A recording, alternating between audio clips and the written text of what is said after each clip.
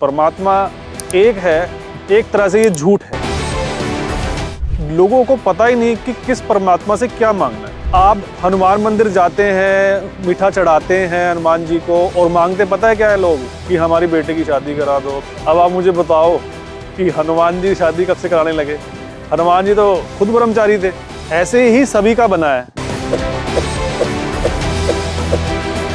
अपनी सनातन साइंस को ना मान करके अपने हिसाब से जब चलते हैं और उन्हें फल नहीं मिलता, फिर बाद में बोलते हैं हमारा तो परमात्मा से विश्वास ही उठ गया, हमें रिजल्ट नहीं आए, हम वहां चले गए। उज्जैन में महाकाल को क्यों स्थापित किया गया? वो वहां कलकत्ता में क्यों नहीं गिरा? तिरुपति बालाजी को साउथ में ही क्यों जगह दी? वो मुंबई में क्यों नहीं दी? माता रानी को पहाड़ों में जगह क्यों दी? उन्हें साउथ में क्यों नहीं भेजा? और मंगल देव ये राजस्थान में ही क्यों है सारे मंदिर? तो ये ऊर्जाएं तो हैं।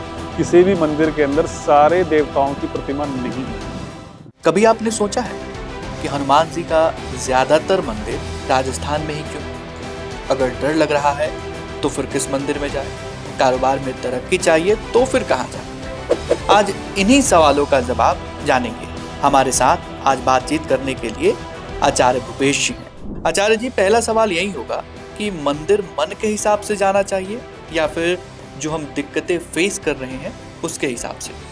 मंदिर हमें मेन, वैसे तो नित्य कर्म होता ही है मंदिर जाने का। परमात्मा को हम जल चढ़ाते हैं, हम सूर्य देव को पूजते हैं, हम चंद्र देव को पूजते हैं, ठीक है। इसके अलावा जो मंदिर में जाने का है विधान हमारा, कि हनुमान मंदिर जाना है, हमें माता रानी के जाना है, हमें सूर्य देव के मंदिर जाना है, तो लोगों को पता ही नहीं कि किस परमात्मा से क्या मांगना है। लोगों को पता ही नहीं है। आप सब मंदिर जाते हैं, भगवान से मांगते ही तो हैं कि भाई हमारा कामकाज करा दो, हमें तरक्की दिला दो, हमारी बेटे की शादी करा दो, बेटे की शादी करा दो।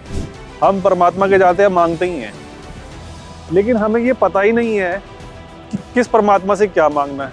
अब आप हनुमान मंदिर जाते हैं, मीठा चढ़ाते हैं हनुमान जी को और मांगते पता है क्या है लोग, कि हमारी बेटे की शादी करा दो, बेटे की शादी करा दो। अब आप मुझे बताओ कि हनुमान जी शादी कब से कराने लगे? हनुमान जी तो खुद ब्रह्मचारी थे। हनुमान जी से आप बहादुरी मांगो, वफादारी मांगो, हिम्मत मांगो, हनुमान जी आराम से दे देंगे। लोगों को ये नहीं पता कि किस परमात्मा से हमें मांगना क्या है। अब शादी नहीं हो रही, शादी के लिए 21 सोमवार का व्रत रखा जाता है। लड़की 21 सोमवार का व्रत रखती है, तो शादी कौन कराएगा? शादी भोलेनाथ कराएंगे। बिल्कुल ऐसे ही सभी का बना है कि आपको काम काज में दिक्कत आ रही है तो आपको माता रानी के जाना है, आपको शरीर की समस्या आ रही है, हेल्थ की समस्या आ रही है तो आपको तिरुपति बालाजी जाना है, ठीक है। आप में आलस ज्यादा है, आप उठ के कुछ करते नहीं है, आपके अंदर हिम्मत नहीं है, तो आपको राजस्थान सालासर बालाजी, मेहंदीपुर बालाजी, जो भी वहाँ पे हनुमान जी के मंदिर है, लेटे हनुमान जी भी हैं, आपको वहाँ जाना है।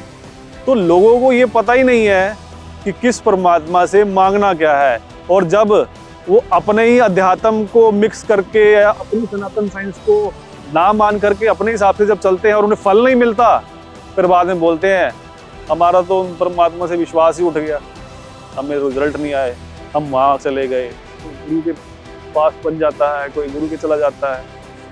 तो हमारे सनातन में हर परमात्मा से मांगने का एक विधान है, एक पूजा विधान है कि किस समस्या के लिए हमें किस देवी देवता की आराधना करनी चाहिए। अच्छा, फिर जो कहते हैं परमात्मा एक है, परमात्मा ये जो कहते हैं ये पूरा सच नहीं है। परमात्मा एक है, एक तरह से ये झूठ है। अगर परमात्मा एक ही होते तो एक ही तरह की शक्ति, एक ही तरह की एनर्जी, एक ही तरह की ऊर्जा हमें सब कुछ दे देती। क्या सूर्य देव हमें शीतलता देते हैं? ठीक है, तो सूरज में ये गुण क्यों नहीं थे कि वो हमें बरसात भी दे देते, हमें गर्मी भी दे देते, हमें हवा भी दे देते? तो परमात्मा, ये सब हमारे परमात्मा है। सूर्य देव हमारे परमात्मा है, जल देवता पानी बरस रहा है ये हमारे परमात्मा है, हवा देवता ये हमारे परमात्मा है, ये सारे हमारे परमात्मा। जब ये सब परमात्मा हमारे अंदर आ जाते हैं तब ये एक हो जाते हैं। पंच तत्व बोलते हैं ना, पंच महाभूत हमारे शरीर के अंदर, तब जाकर के ये एक हो जाते हैं। जैसे किडनी का अलग काम है, लीवर का अलग काम है, फेफड़ों का अलग काम है, ठीक है। इसमें से एक भी अपनी वर्किंग खराब कर दे तो अंदर की प्रकृति हिल जाती है ना। बिल्कुल। जिस चीज की कमी आप में आ रही है आपको वहीं जाना। तो ये अपने ही सनातन का ज्ञान ना होना लोगों के लिए फिर फर्क देता नहीं है, फिर लोग इधर उधर चले जाते हैं। तो मतलब ये भी बताइए ना कि अगर किसी को पराक्रम चाहिए या फिर किसी को ज्यादा डर लगता है तो फिर उसे कहाँ जाना चाहिए? तो आपको हनुमान जी को, अच्छा, माता रानी के दर्शन कब करें फिर? आपके काम धंधे में दिक्कत आ रही है, आपका व्यवसाय नहीं ठीक चल रहा है, आपकी सोच अच्छी काम नहीं कर पा रही है, आपके अंदर हिम्मत ही नहीं है किसी डिसीजन को अप्लाई करने की, तो समझ लो आपका बुध खराब हो गया। अब बुध की खराबी के लिए आपको माता रानी के दर्शन ही करने पड़ेंगे। जिन लोगों को कामकाज से संबंधित दिक्कत आ रही है वो वैष्णो देवी जाएंगे, कामकाज में आ रही परेशानी ठीक हो जाएगी। अच्छा आचार्य जी, हमारे जो मंदिर है उनके निर्माण के पीछे क्या कुछ देखा जाता है या फिर देखा गया है? उज्जैन में महाकाल को जो स्थापित किया गया वो वहां कलकत्ता में क्यों नहीं गिरा? तिरुपति बालाजी को साउथ में ही क्यों जगह दी? वो मुंबई में क्यों नहीं दी? माता रानी को पहाड़ों में जगह क्यों दी? उन्हें साउथ में क्यों नहीं भेजा? और मंगल देव ये राजस्थान में ही क्यों है? सारे मंदिर, ज्यादातर मंदिर हनुमान जी के राजस्थान में ही है, क्योंकि जमीन लाल है ना, वहां की गर्मी है, तो ये ऊर्जाएं तो हैं। ऊर्जा काम करती है, हवा काम करती है, उस जगह की ऊर्जा प्रकृति। और मंत्र भी एक तरह से वो परमात्मा के लिए नहीं बने हैं, मंत्र वहां की एनर्जी को इनहेंस करने के लिए बने हैं, एनर्जी को बढ़ाने के लिए बने हैं। तो वहाँ जाते हैं, रुकते हैं, इससे भी फायदा मिलता है? हाँ जी, तो वहाँ रुकना, आपके वहाँ पे उस जगह के कुछ दिन बिताना, वहाँ का खाना खाना, वहाँ का पानी पीना, वहाँ की ज़मीन से उपजा हुआ अनाज खाना, एक तरह से वो ट्रीटमेंट ही हो जाता है आपका। तो क्या इसीलिए कहते हैं क्या कि सनातन जो है वो पूरी तरह से साइंस पर बेस्ड है? अच्छा, तो ये हम बालाजी जाते हैं, तिरुपति बालाजी, और वहाँ पर बालों का दान कर देते हैं, तो इसके पीछे भी क्या कुछ साइंस है क्या? जी, वहाँ जाके बाल हम हटवाते हैं, हम सर के बाल हटवा करके जाते हैं, बाल की दान करते हैं, गंजे की हो जाते हैं। सूर्य का मंदिर है, भगवान विष्णु का मंदिर है, तो सूर्य हमारे जो ये सर का हिस्सा होता है, इसको अब एंटीना, यहाँ पर जो हम चुटिया का स्थान जिसको एंटीना बोल देते हैं, वो एक तरह से तालु बोला जाता है, जो कि ज्ञान को रिसीव करता है, दिमाग की नसें खोलने के लिए। ठीक है, हमें जब सूरज की धूप पड़ती है सर पे, और अगर वहाँ पे हम बाल नहीं है तो वो ज़्यादा जल्दी खुलती हैं, एक तरह से दिमाग की नसें खोलने के लिए, ताकि इंसान की कर्म शक्ति अच्छी हो, उसकी वर्किंग अच्छी हो, लोगों पे विश्वास करने की ताकत बढ़े। ये सब हिस्से की कमी को ठीक करने के लिए वहाँ बाल। आचार्य जी, जब भगवान की बात होती है ना, तो शनि देव को लेके काफी डर लगता है, तो क्या हमें उन्हें जो कहा जाता है कि तेल, काला कपड़ा आदि ये सब चीजें दान करनी चाहिए क्या? बहुत सारे ज्योतिषी शनि के यही गलत उपाय करके लोगों को खराब कर देते हैं। शनि ना दो तरह के होते हैं, एक होता है काल भैरव, एक होता है बटुक भैरव।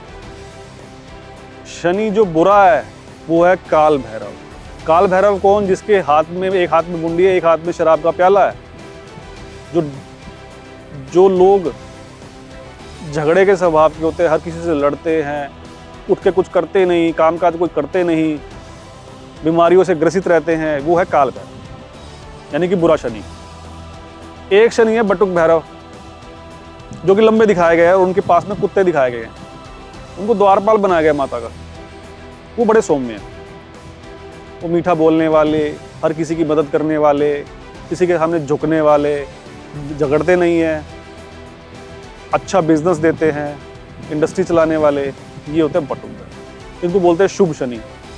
अब जिसका शनि शुभ है, अगर उसने शनि की वस्तुओं का दान कर दिया, काला कपड़ा, लोहा, उड़द साबुत, सरसों का तेल, तो वो शुभ शनि एक तरह से इंसान अपनी एनर्जी को ही दे देगा, और उसकी चलता फिरता कामयाब इंसान एकदम बैठ जाएगा। इसीलिए जिसका शनि शुभ हो उसको भूल कर भी शनि की वस्तु का दान नहीं करना है। अच्छा आचार्य जी, क्या होता है ना, कई मंदिरों में मैं जाता हूँ उस दौरान एक ही मंदिर में भगवान शिव, राम जी, कृष्ण जी की मूर्ति देखता हूँ। तो क्या एक ही मंदिर में सभी भगवान को स्थापित करना चाहिए?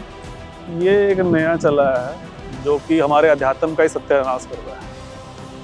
किसी भी मंदिर के अंदर सारे देवताओं की प्रतिमा नहीं है, पर्टिकुलर एक का ही मंदिर होना चाहिए। अगर उसमें आप जाते हैं तो आप सिर्फ उसी से रिलेटेड एनर्जी अपने साथ लेके आते हैं। मिक्स जब हो जाता है तो वो एक तरह से आपके ऑरा को डिस्टर्ब भी करता है। ये नहीं होना चाहिए। ये तो जैसे गवर्नमेंट ने जीएसटी लगा दी ना, यहाँ भी टैक्स वसूल लो, यहाँ भी टैक्स वसूल लो, तो ये तो एक व्यापार सा कर दिया है मंदिर में कि भाई कृष्ण जी वाला आएगा वो कुछ दे के जाएगा, शनि की मूर्ति भी लगा देते हैं, शनिदेव वाला कोई शनि वाला आएगा वो भी कुछ चढ़ा के जाएगा, उधर शिव पार्वती, उधर गणेश जी, उधर हनुमान जी, सबके ही लगा देते हैं, जो आएगा दे के ही जाएगा।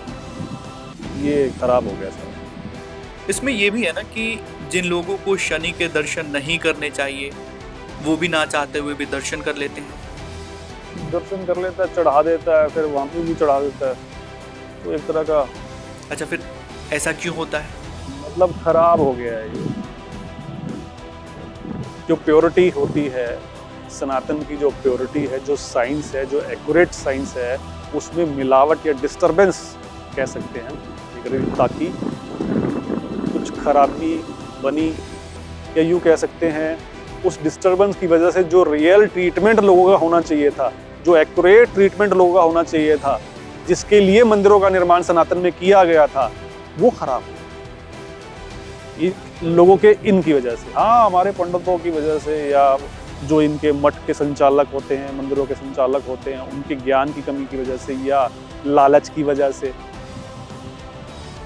इन्होंने अपने ही सनातन का सत्यानाश कर